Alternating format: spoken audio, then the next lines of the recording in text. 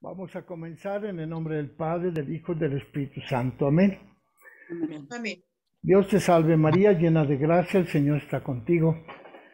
Bendita eres entre todas las mujeres y bendito el fruto de tu vientre, Jesús. Santa María, Madre de Dios, ruega por ruega por nosotros los nosotros pecadores, los pecadores, ahora ahora y en la hora de nuestra muerte. Amén. María, Madre de gracia, Madre de misericordia, en la vida y en la muerte, amparanos, Señora. Bueno, pues hemos estado viendo este epílogo que tiene 4 puntos. El primero, como María, un fenómeno permanente. El segundo, María, una figura significativa y bienhechora. Y el tercero, María, identidad en el cambio. Y decíamos que este punto, identidad en el cambio, tiene 2 apartados. El primero, identidad de María e inculturación. Y veíamos que la inculturación está definida por los textos que les ofrecía yo ayer. Uno de la Marialis Cultus, en el número 36, y el otro de la Mulieris Dignitatem, el número 3.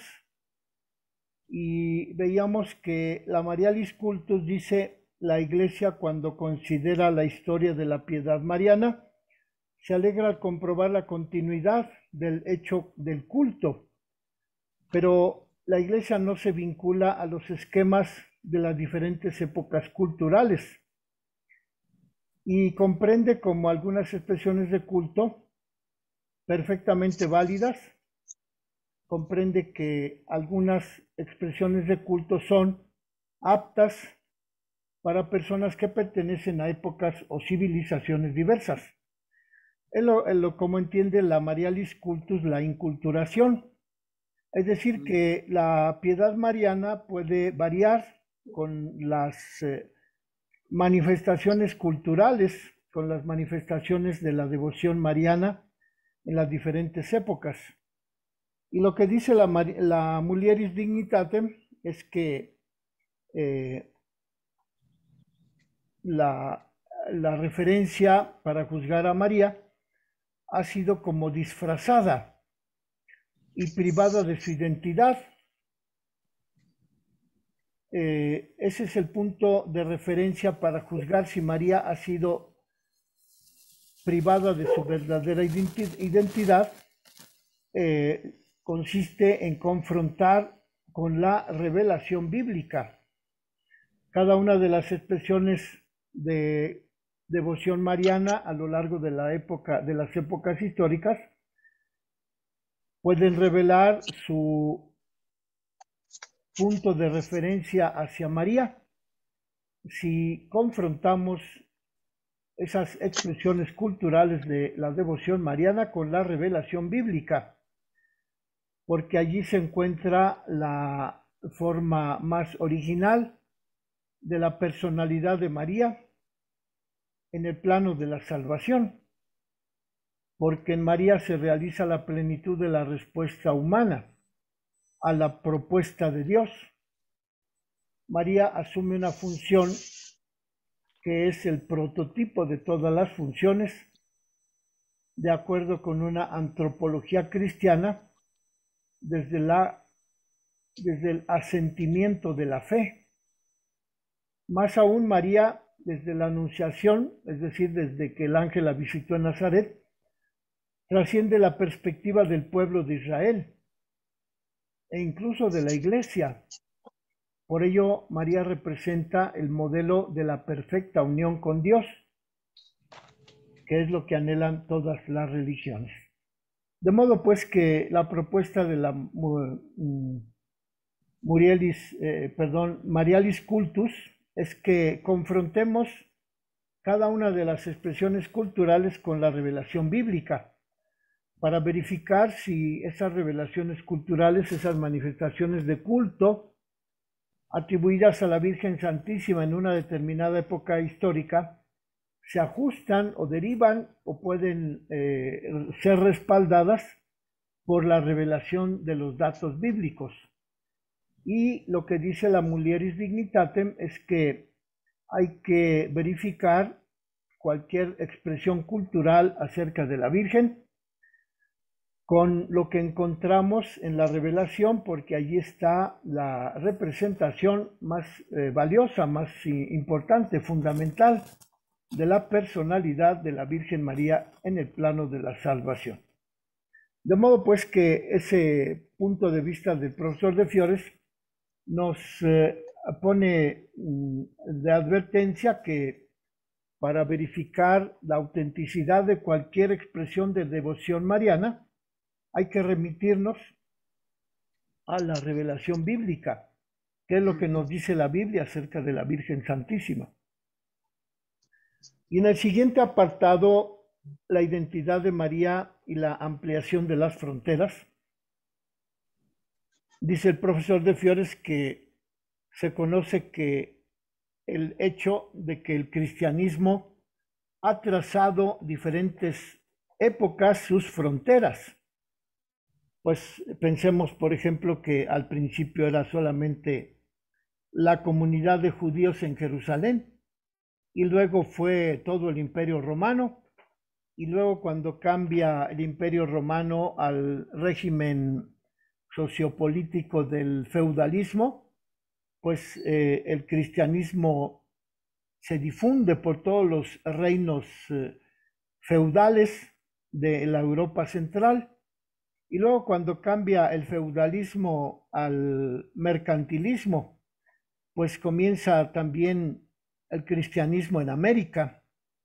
Por ello dice que hay que considerar que el cristianismo ha cambiado sus fronteras y que en ninguna de ellas, en ninguna de esas fronteras, está determinada la figura de María. Dice de Fiores que el primer desafío que adoptó el cristianismo primitivo fue la decisión de encerrarse en los confines del judaísmo, pero que después, con el problema aquel de la circuncisión, en donde algunos apóstoles afirmaban que los paganos debían circuncidarse, después del concilio de Jerusalén en el año 70, se llegó a la decisión de ampliar las fronteras del judaísmo y aceptar que no todos los paganos convertidos al cristianismo tenían que circuncidarse. Ahí es donde dice de Fiores que se amplía la circunferencia, es decir, los límites geográficos del grupo que condujo a la reinvención de su propia identidad, ya que el cristianismo se convirtió en una religión universal y que por tanto la figura de María también debió transportarse del contexto simplemente judío al contexto de la cultura helénica de los griegos, asumiendo una universalidad mayor y una más amplia influencia histórico-salvífica. A eso se refiere este tema en donde de Fiores habla de la ampliación de las fronteras del cristianismo. Dice de Fiores que el segundo desplazamiento de las fronteras no es espacial, sino temporal, ya que desde lo que esperaban los apóstoles de que el Señor regresaría pronto, según nos relatan los propios evangelios o los hechos de los apóstoles, dice de Fiores que el cristianismo pasó a la consolidación de estructuras eclesiales que durarían un periodo más amplio. El cristianismo se va convirtiendo cada vez más en iglesia al organizar los carismas y los ministerios. Y en el ámbito de la iglesia la figura de María se descubre como colmada de carismas, hasta el punto de que ella, la Virgen Santísima, es personificada como el tipo especial de los carismas dentro de la iglesia. La tercera ampliación de horizontes que propone de Fiores es el descubrimiento de que la iglesia no se identifica con el reino de Dios, sino que tiene un alcance mucho más vasto, ya que abarca la iglesia desde Abel, es decir, desde que el justo Abel fue sacrificado por su hermano Caín, según lo dice San Agustín. O también dice Karl Rahner que la tercera ampliación de fronteras consistió en que los cristianos anónimos también forman parte de la iglesia. Es decir, que en estas tres ampliaciones de fronteras, geográfica, histórica y pues cómo llamarle, de ámbitos de devoción, a María se le contempla como el tipo de la iglesia, pero también como el miembro ejemplar de la comunidad caracterizada por la fe que alcanzará hasta la resurrección.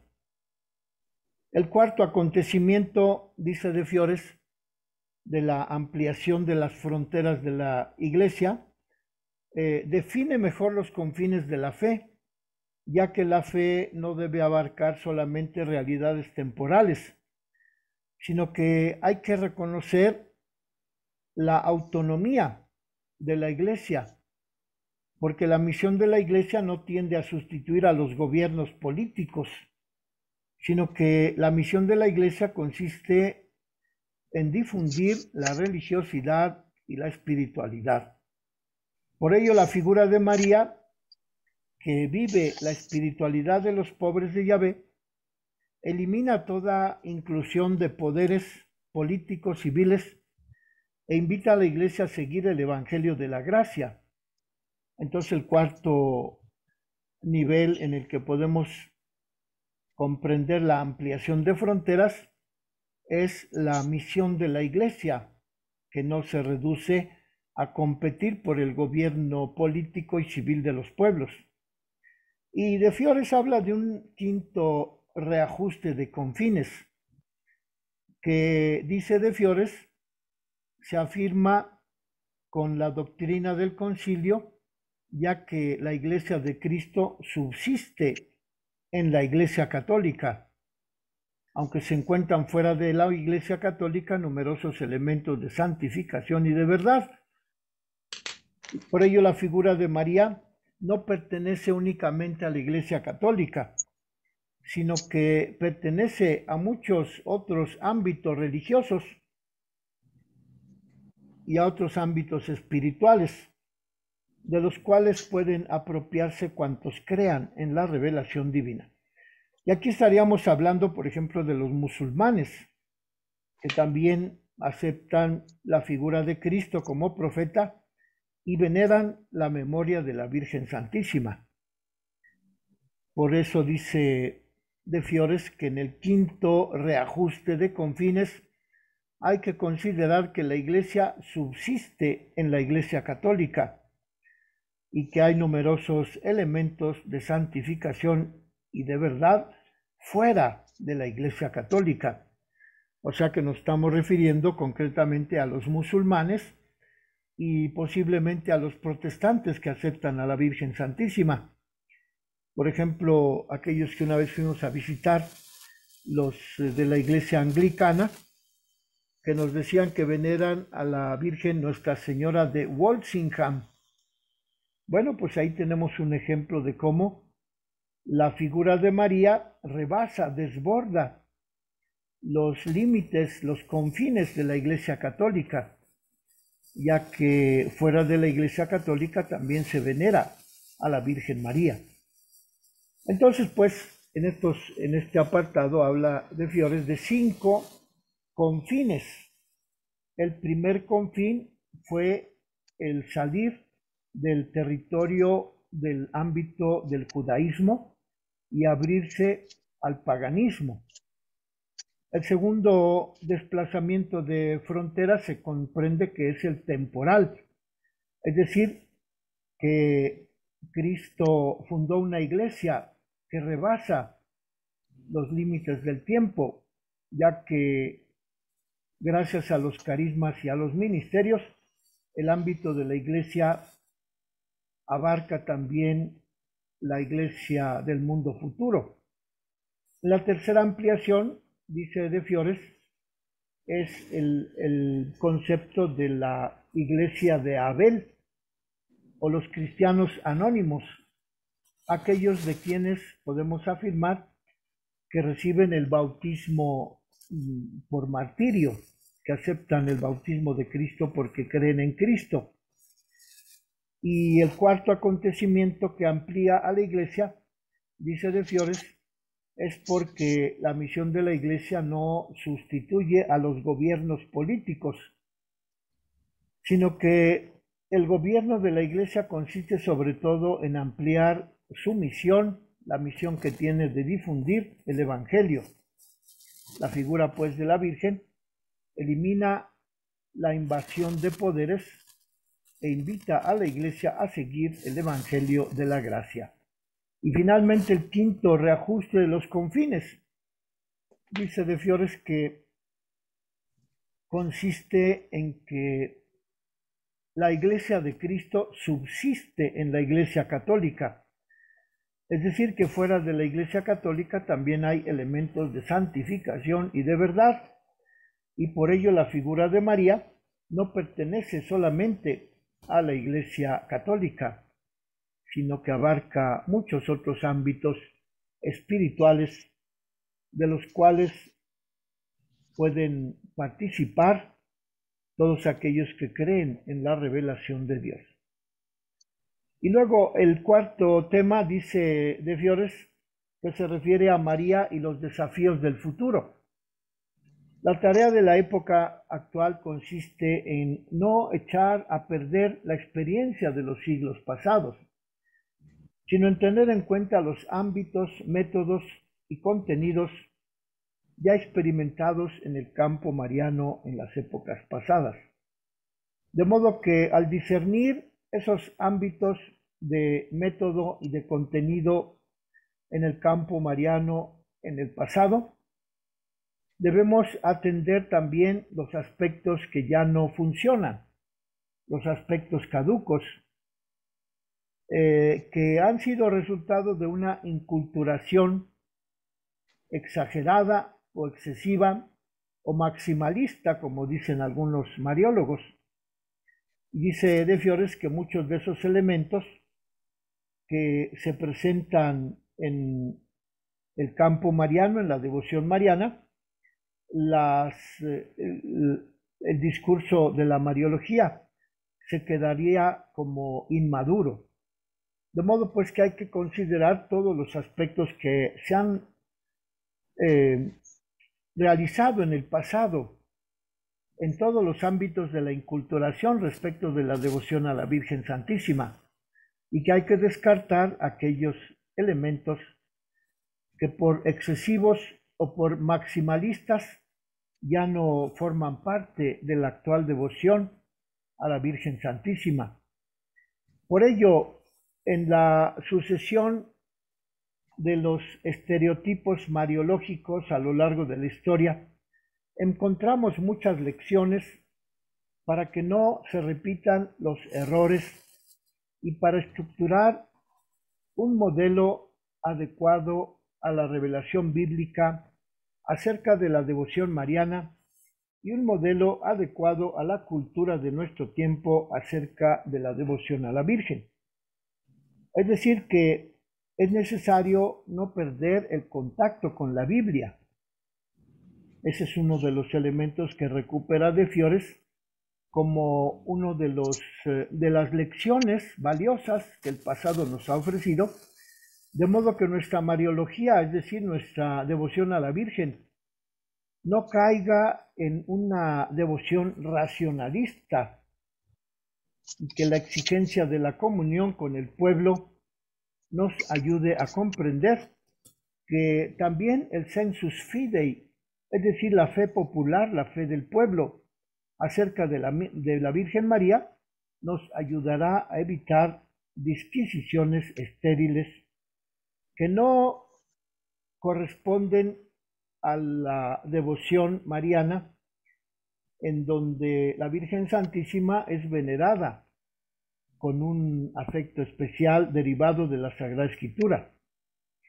También dice el profesor De Fiores que hay que reconocer que la lógica divina, es decir, lo que Cristo ha revelado en la Sagrada Escritura, tiene primacía al estructurar o al valorar las diferentes devociones a la Virgen Santísima, pero que esta primacía de la lógica divina de la revelación en la Sagrada Escritura acerca de María no debe permitirnos renunciar al ejercicio de la inteligencia que ordena y descubre el significado de María para nuestra época, porque hay que evitar caer en un positivismo, dice aquí, positivismo mariológico, es decir, en creer que siempre hay que estar desarrollando las devociones a la Virgen sin una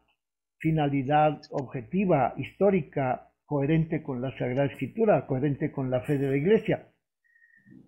Dice también de Fiores que el compromiso de vivir según el Espíritu, identificándonos con María, tipo de la Iglesia, es necesario establecer ese compromiso según el Espíritu, de modo que se llegue a la connaturalidad con María. ¿Qué significa connaturalidad?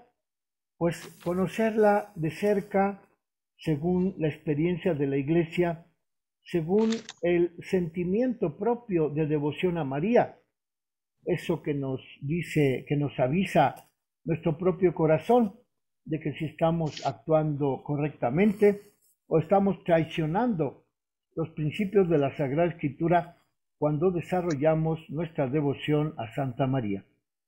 Por ello, la vida en estrechísima unión con las personas del propio tiempo, a fin de penetrar en la forma de pensar y de sentir de las personas del propio tiempo, deberá ayudarnos a expresar por medio de la cultura una devoción adecuada a nuestro tiempo, una devoción que supere todos los errores de las épocas pasadas, porque solamente así podremos estructurar una mariología inculturada.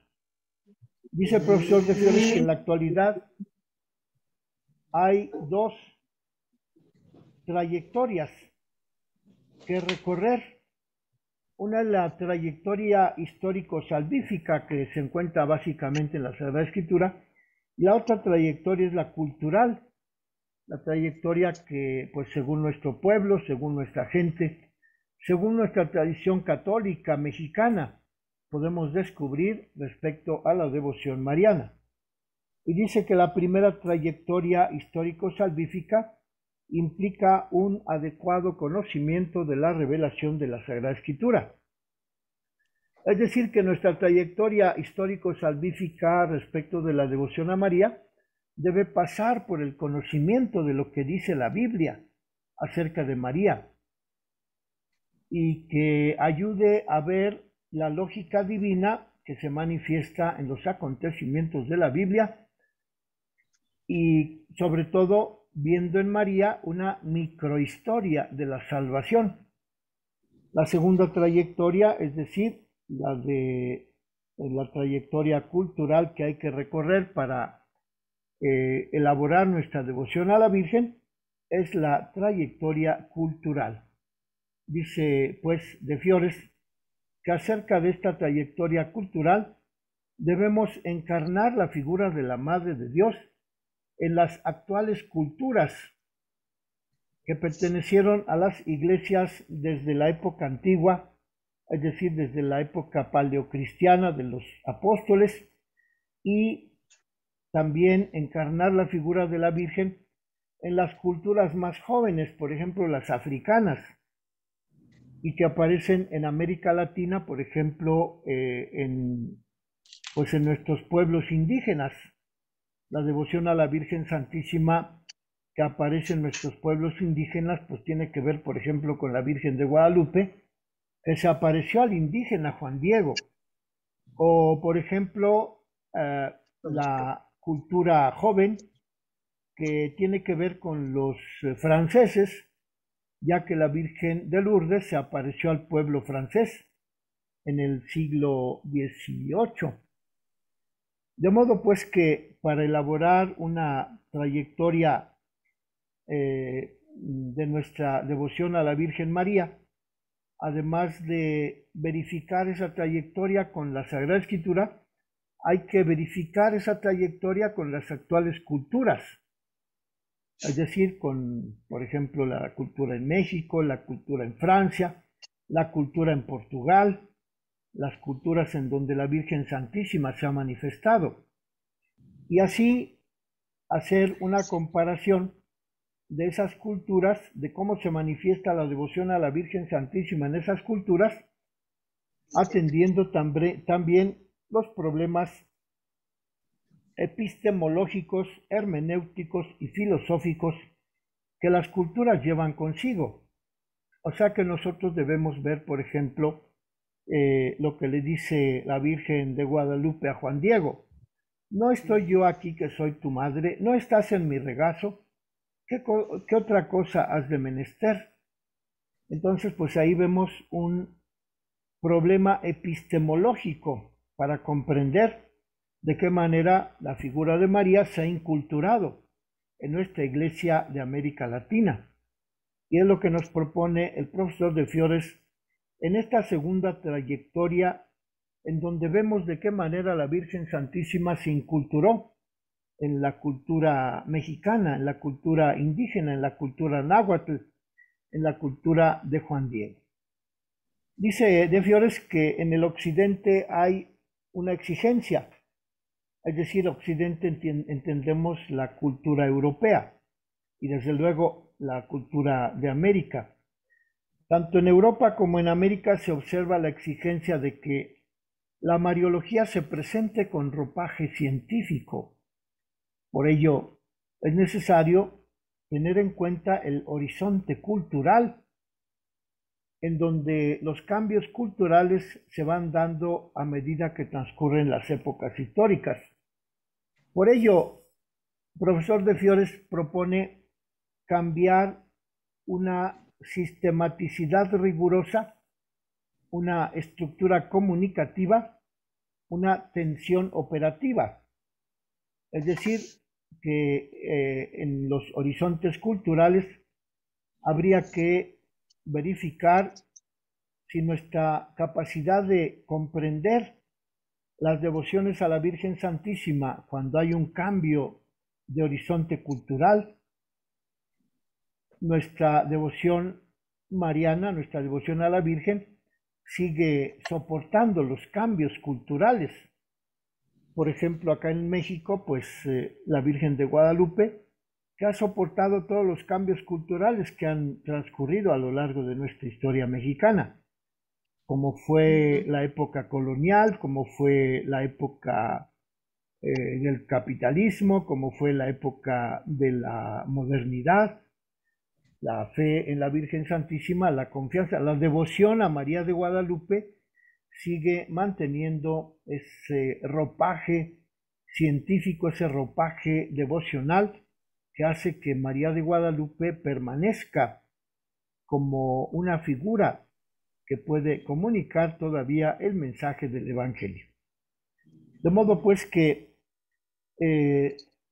hay algunas personas a las que les parece que no interesa el sistema social, económico, político de las épocas culturales, sino que lo que interesa es la relación de la experiencia, la liturgia que vive la Iglesia en esa devoción a la Virgen Santísima. Y aquí de Fiores recurre también a las iglesias orientales, ya que las iglesias de Oriente, o sea, la Iglesia ortodoxa, también ha resistido el embate de los cambios culturales. Tan es verdad que todavía hoy los fieles de la Iglesia ortodoxa siguen venerando los iconos de los primeros 10 siglos de la Iglesia ortodoxa. De modo pues que se trata de una relación experiencial que se vive litúrgicamente y que se ha liberado de las interferencias del intelectualismo. Esto posee una vigencia en una época en la que se recupera la narratividad de la historia de la Virgen María, de los acontecimientos que señalan el transcurrir de la devoción mariana a lo largo de los siglos. También la Mariología como teología del futuro, dice De Fiores, que consiste en cultivar la vía de la belleza y de la experiencia espiritual de todo lo que se ha comprendido a lo largo de los siglos en la cristiandad como origen teológico de nuestra Madre Santísima. De modo pues que, dice De Fiores, nunca ha sido fácil estructurar un discurso mariológico que sea adecuado a las culturas y adecuado también a la revelación de la Sagrada Escritura. Tampoco mañana será fácil estructurar un discurso mariológico que sea adecuado a la revelación bíblica y a la cultura. Pero dice De Fiores que nosotros, que llevamos a nuestras espaldas 20 siglos de empeño reflexivo acerca de la devoción a María, nos ayudará a evitar errores por exceso y por defecto. El haber llegado a un momento en el que concluye el ciclo iniciado por el filósofo Suárez y el